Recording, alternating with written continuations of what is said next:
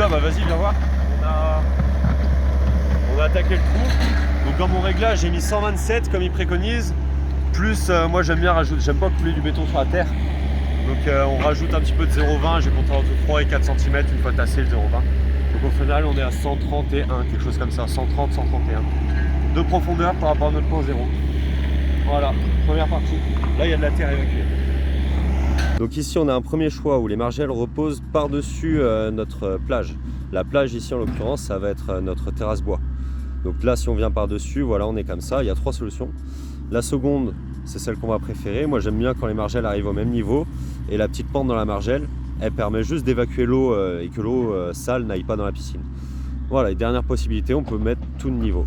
Donc nous, comme j'ai dit, on va préférer celle-là pour une question d'esthétique. Parfait ça. Hop. Ici sur mon point 0, donc on reprend. J'ai déplacé mon laser parce que le laser, on va le mettre au point le plus bas, ce sera beaucoup plus facile pour atteindre le reste. Et donc là, je règle ma cellule sur mon point 0. Du coup, là, ce que je fais, c'est que par rapport à mon point 0, on a vité le laser. Ensuite, là, je le remonte de 127 cm. C'est la hauteur qui nous demande de creuser en fait. 127, j'ai même prévu 3 cm à peu près de 0,20 pour couler le radier sur le 0,20, c'est plus agréable et puis plus efficace que de couler sur la terre. Comme j'ai dit, 127, on va mettre 130. 130, parfait. Et on envoie celle-ci ici. On ne se trompe pas, si on prend le dessous de la cellule, et ben on reprend le dessous de la cellule au trait. Là on est bien. Et c'est parti. On va aller avec Romain. Là, moi il suffit que je bip à la hauteur et puis Romain il creuse à suivre. Bon, moi ce que je fais c'est que je pose ma fiche au sol. Et ici on chope le laser. Et voilà, là on sait qu'on doit descendre de plus de 3 cm. Voilà, là on sait qu'on doit descendre de plus de 3 cm. Donc là, Romain, faut que tu creuses. Toujours dans le trou là avec ma fiche. Voilà, comme on peut voir. Là on est à 1,5 cm trop haut, c'est pas dégueu, sachant qu'on a de la marge. Hein. Hop. Et moi je continue et je le guide. 2 cm trop bas. Non, 2 mm trop bas. Donc là on est pile poil, hein. Autant dire qu'on est bien.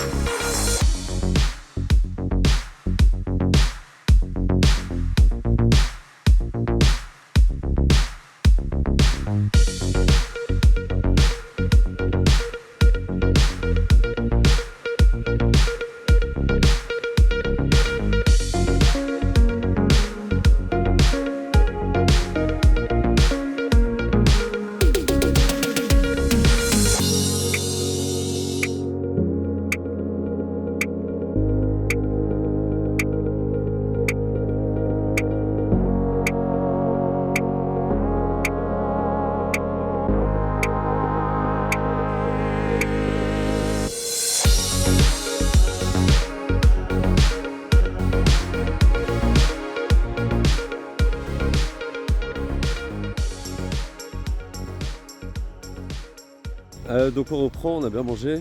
Là, il y aura juste donc le local technique qui sera juste là. On voit les coups de bombe là. Il sera intégré au talus en fait. Il y aura une sorte de talus pour une pente douce à venir mourir ici, tout doucement. Il y aura le talus juste, le local technique qui sera juste là. Et donc là, Romain, il va nous creuser ça pour qu'on puisse monter les parpaings autour et créer une sorte de plateforme où en dessous on pourra accéder pour le local technique. Et regardez, d'ici on voit pas trop mal ce qu'il fait. Là-bas, tout au bout là, juste là, on a notre escalier. Ensuite, on a notre fond plat à 1,27 m. Ensuite, bouge pas Romain. On a notre pente à descendre jusqu'au notre point le plus profond qui se trouve à 1,80 m et plus 5 du maxi. J'avais pas vu mais il faut préciser, il faut creuser à plus 5 du maxi parce qu'il y aura la chape à venir par-dessus. Bon, donc pour attraper 1,85 moins 5, 1,80. Voilà. 1,80 m de fond au maximum. Romain il fait des super pentes là, je vais pas avoir besoin de beaucoup de taf à la main. Ça va être cool. C'est incroyable le résultat de son taf. Il est en train de faire de la pente. Vous voyez, on arrive à suivre les coups de godet. Il fait la pente vers là, vers là. Au début, il a commencé, il a fait son allée centrale jusqu'au point le plus bas. Et après, il est allé avec ses godets. On voit, voilà, comme il le fait. Un coup à gauche, un coup à droite, jusqu'à rejoindre son point le plus bas. Alors, ça fait légèrement une cuvette, c'est normal. Moi, après, je vais venir avec du 0,20 pour combler cette cuvette et venir au droit, vraiment. On aura plus cet effet de cuvette qui sera comme ça. Mais vraiment, le 0,20 au droit.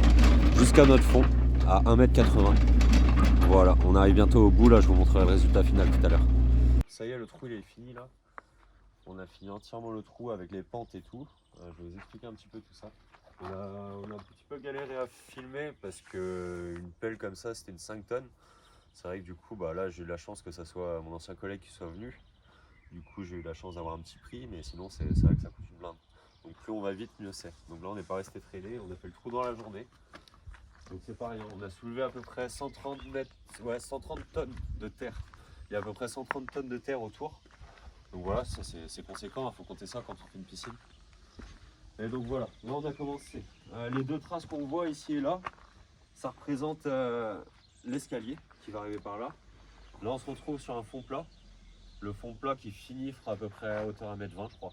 Là pour l'instant on est à 1,27 m par rapport au niveau 0, mais ça va finir hauteur de l'eau à 1,20 m quoi.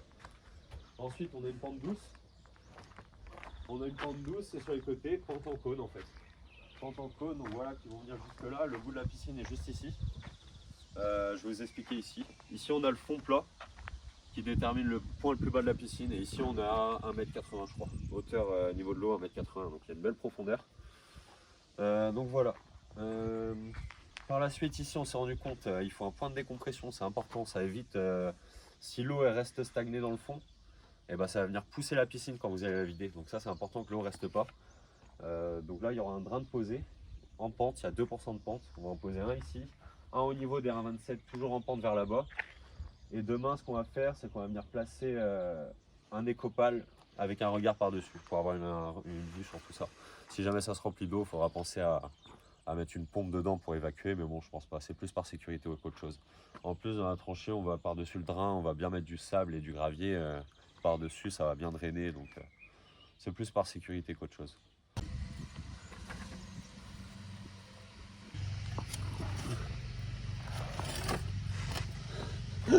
Les gueules.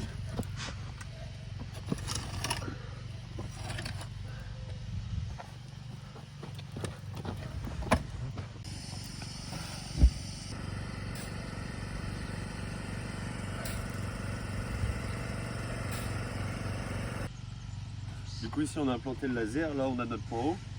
Je le tasse un peu histoire que ça soit un peu plus stable. Ici on met notre laser, on vient prendre notre niveau. Voilà, là on sait qu'on est bon.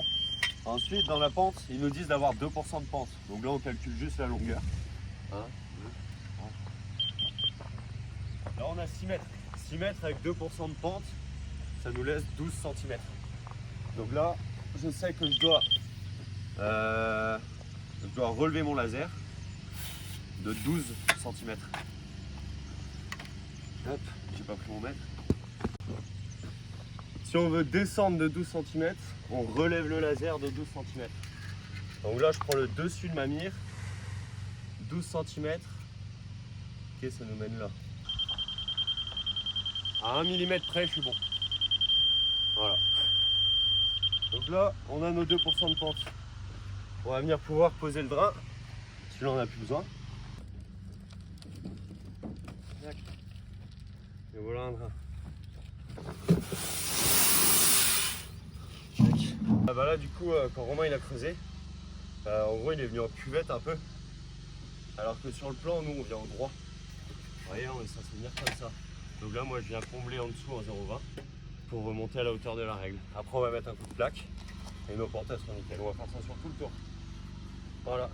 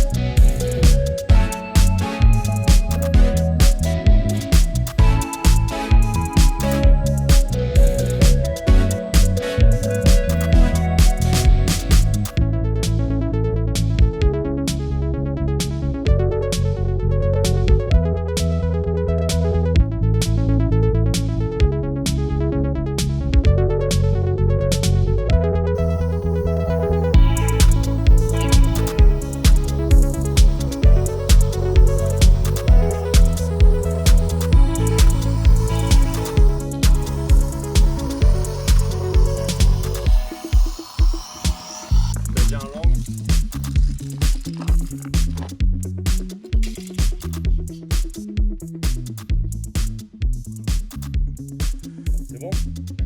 Ouais.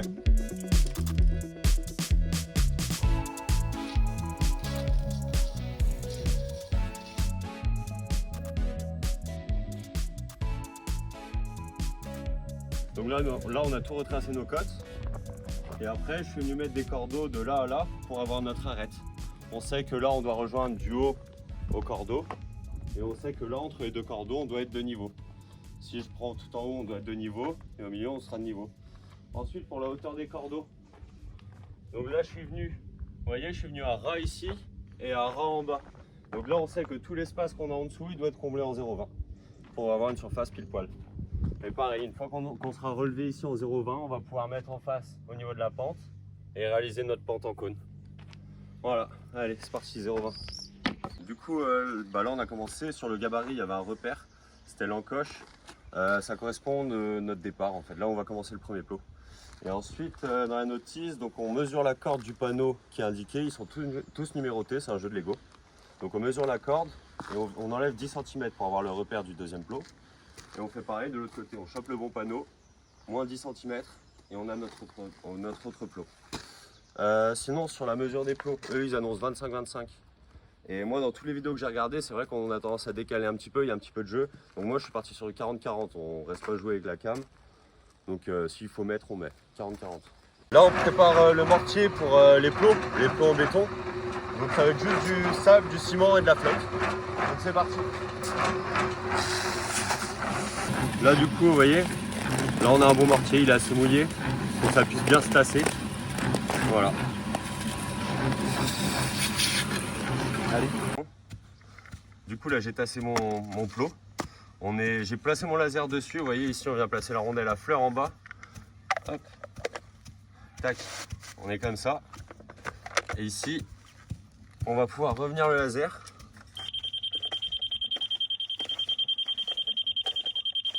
Hop, hop, hop. Voilà. Parfait. Tout le temps l'écriture là. Tout le temps en haut et à l'intérieur. Écrit dans le bon sens en fait. On vient la caler sur les plots. Du coup, on s'est un petit peu planté, on est allé un petit peu vite. On s'est planté dans le sens des vis. En même temps, c'est logique parce que du coup, l'autre côté, on passe avec les écrous. Et le liner, je pense que ça serait vu, même s'il y a des plaques après d'isolant, là, l'isoplan, ça se serait vu. Et le but, c'est que ça soit plat l'autre côté. Voilà, on s'est planté. Et on a vu ça grâce au petit picot. En fait, l'autre côté, on vient quand même avec une vis. Comme précédent, et ici on vient serrer le double écrou en fait. On vient se reprendre avec l'écrou là qui vient prendre la tige filetée ici et la vis de l'autre côté. Ici ça va servir, on va mettre des barres en fer dedans là, plantées dans les plots en béton pour tenir la piscine une fois que les côtes seront respectées. Du coup là on est en train de monter les jambes de force, donc les jambes de force c'est en 3 parties. C'est des profils U comme ça, donc il y en a un qui est percé tout le long, c'est celui qui ira contre la piscine. Il y en a un le plus court avec 2 trous en dessous. Il va venir là, les 2 trous ils vont servir à enfoncer les fers à béton il me semble, dedans, dans le sol. Et il y a la 3e partie qui vient là. Alors il faut bien regarder, on s'est juste fait avoir au milieu. Voilà, comme ça. C'est juste faire voir le premier coup, il y a une petite encoche ici. L'encoche elle va sur le haut pour que ça puisse rentrer dans le profil U en fait. Voilà. C'est juste ça, 3 parties, on a monté les autres. Voilà ce que ça donne une fois monté. Voilà, la partie là contre la piscine. Ici le petit détail aussi c'est qu'on n'a pas. Les deux autres là on les a serrés. Et ici le petit détail c'est qu'on n'a pas serré ceux-là. Comme ça on va pouvoir les enlever. Je vais le montrer. On va pouvoir les enlever. Et ici on va pouvoir taper nos fers à béton tranquille. Ici pouvoir visser pareil. Et après on revient. Tac. Super simple. Faut juste penser à ça, c'est pas précisé dans la notice, ouais. Du coup là on a monté tout le tour de la structure. Deuxième fois que ça tombe, on a rajouté un tipi. Donc ouais là c'est tombé mais enfin heureusement il n'y a pas de dégâts. Donc c'est cool. C'est un peu chaud, je sais pas comment ils se démerdent les autres. J'aurais dû prévoir plus de comme ça. Mais ouais, je sais pas. Sinon là du coup on est sur l'escalier, on a fini de monter. Il demande de placer 2 plots à 30 cm de chaque bout de tôle en fait, de chaque terminaison de tôle. Donc là je vais placer un peu de béton dans le fond, on doit être 2,5 cm plus profond que les autres. Et puis voilà, après on viendra poser l'escalier juste dessus. C'est parti.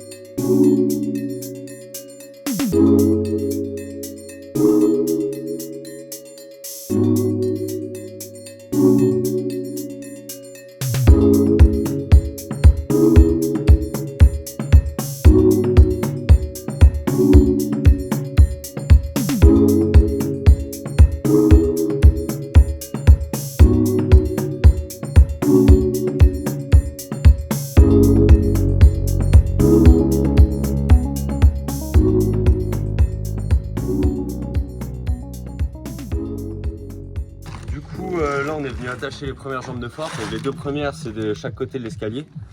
On est venu ici, il y a 2 boulons sur le dessus. Et puis là on vient visser et on vient serrer par là. Hop, jusqu'en bas. Et là on peut bien les serrer. Hein.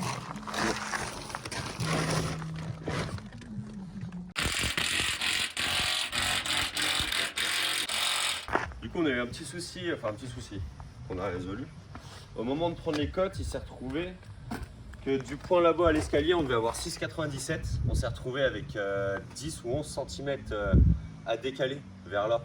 Et plus je décalais, enfin pire c'était, enfin je comprenais pas. Je décalais de 20 cm et pourtant on reprenait la cote, il y avait 1 cm qui avait bougé. Et en fait il s'est retrouvé que la piscine, enfin il y a plusieurs cotes à prendre et toutes les cotes c'était ça. Ici c'était pareil, il y avait 10 cm à rattraper. Et donc on s'est dit, bah hop, il suffit juste que la piscine fasse ça en fait.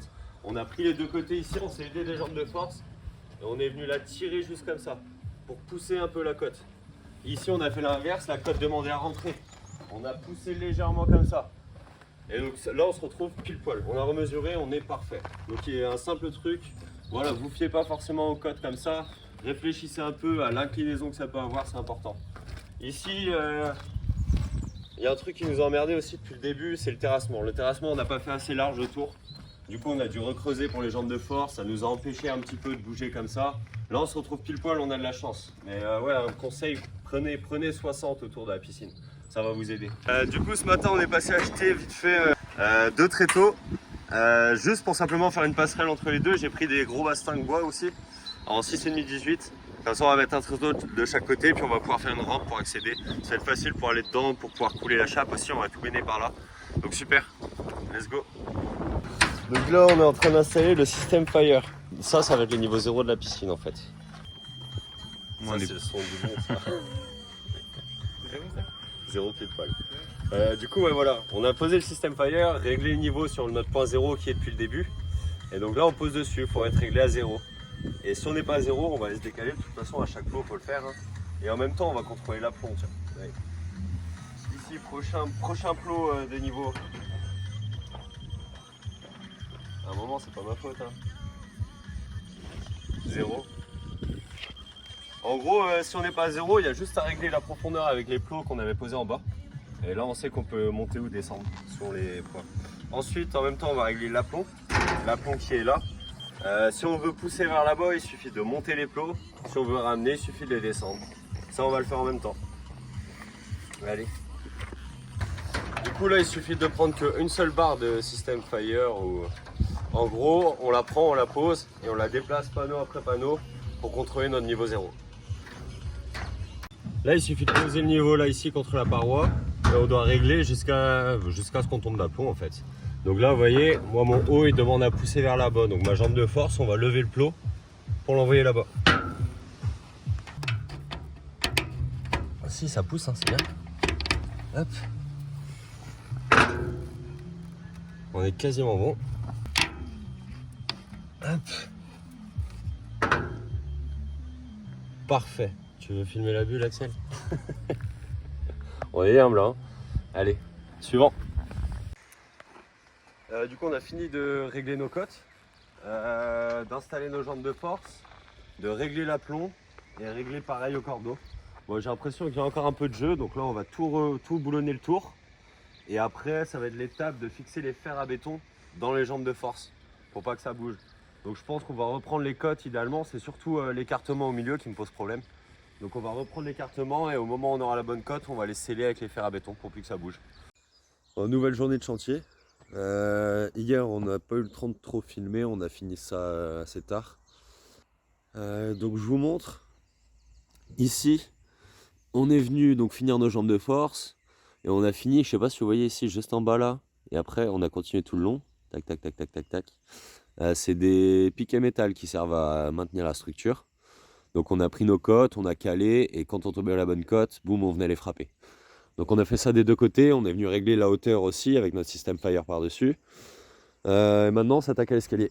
L'escalier, donc quand on suit la notice, il y a plusieurs plots à placer, donc 2 au niveau de nos premiers piquets, après il y en aura 4 en dessous, 2 encore et 4 encore en dessous. Ça va être des poteaux qui vont venir soutenir l'escalier. Donc pour ça on va utiliser les plots réglables qui sont dans le kit, avec la plateforme blanche là. Donc les plots là et les tuyaux PVC. Donc on coupe à la bonne longueur et on enlève 10 cm. Non, on mesure, on enlève 10 cm et on coupe nos PVC. J'ai une petite idée. Là on a fini l'escalier, le plan de pose de l'escalier. J'ai une petite idée concernant. Là on va attaquer la semelle filante. La semelle filante tout le long des jambes de force. Tout ça, ça va être bétonné. Donc là, il nous demande de faire un coffrage. Hop. Vous voyez, il nous demande de faire un coffrage comme ça. Le coffrage ici, sur le plan, vous voyez la semelle filante. Hop, donc il nous demande de faire un coffrage ici, à chaque extrémité, à chaque fois qu'il y aura une semelle filante. Là et ici, pareil, un petit coffrage. Moi, plutôt que de le faire en bois, on va mettre du parpaing. Comme ça, le parpaing, c'est légèrement plus cher. En vrai, on s'en fout. Et ça sera beaucoup plus résistant aussi. On ne sera pas obligé de l'enlever à la fin. Ça va être beaucoup plus facile. On va poser 3-4 parpaings à chaque fois. Puis ça va aller. Ça va aller très bien. Vous voyez ici, je mets du béton un petit peu plus sec. Juste pour venir remplir le bord ici. Pour pas que mon béton liquide, après, il vienne couler dans la piscine. Donc là, je mets du plus sec. Je vais faire un bourrelet sur tout le long. Et puis après, on viendra avec du béton beaucoup plus liquide qui sera beaucoup plus facile à mettre en place. Bon, toujours en train de couler. On a fait... ça avance pas vite, mais ça avance. Ici, donc voilà, mon béton, je l'ai fait assez liquide pour qu'il coule bien partout, qu'il s'imprègne bien partout. Et du coup, mes parpaings, j'ai un petit souci. On doit mettre des parpaings à peu près tous les 1 m, 1 m 50 maximum. Et donc du coup là j'essaie de le mettre mais il tient pas. Donc on va laisser tirer un petit peu. Et puis quand ça sera plus sec, on pourra venir incruster nos parpaings dans la semelle directement pour faire notre prise pour aller sur la semelle filante en haut. Il y aura aussi une semelle filante en haut, c'est pour ça. Bon, ça y est, on a fini de couler cette longueur-ci. Bon, ça nous a pris 2 heures à la main. On était à 3, il y avait Pilou au béton. Et puis après Axel qui faisait les passages et qui me passait les seaux. Et on était au seau, donc c'était bien galère. On y est arrivé. Bon, j'ai mis une bonne couche, hein. Il y a un trait sur la plaque, je ne vous ai pas précisé. Il y a un trait sur les parois de la piscine là. Et ça doit être le niveau. Moi, je dois être 5 cm au-dessus. Parce qu'en fait, le truc, c'est que j'ai mis de la ferraille poteau. Pour poteau, de l'armature poteau 10-10. Qui sera beaucoup plus résistante que les simples fers à béton. Simplement parce que je les avais déjà commandés avant. Et donc j'ai mis ceux-là à la place des fers à béton et du coup ils remontent 10 cm plus haut que ce qu'ils devraient. Donc même pour poser mon parpaing, moi je vais être bloqué. Donc c'est pour ça que j'ai choisi de mettre 5 cm de plus de béton. Et comme ça le parpaing pourra venir dans 5 cm de la fouille. Voilà. On va arrêter la journée pour aujourd'hui là. Ce qu'on a fait. On est venu ici, j'ai posé tous mes parpaings, on a fini la semelle béton ici. Le petit plot de l'escalier avec son parpaing, et pareil ici tout le long. À la base on avait coffré avec des parpaings, ça a séché un peu, j'ai pu retirer, on récupère les parpaings, c'est tout bénef. Voilà, sinon on a bien rigolé en lisant le bouquin. Normalement ils annoncent 4 heures. Pour couler toutes les fouilles là ce qu'on vient de faire, 4 heures, une personne. Nous on a mis 5 heures à 3. Avec un mec à faire que le béton quoi.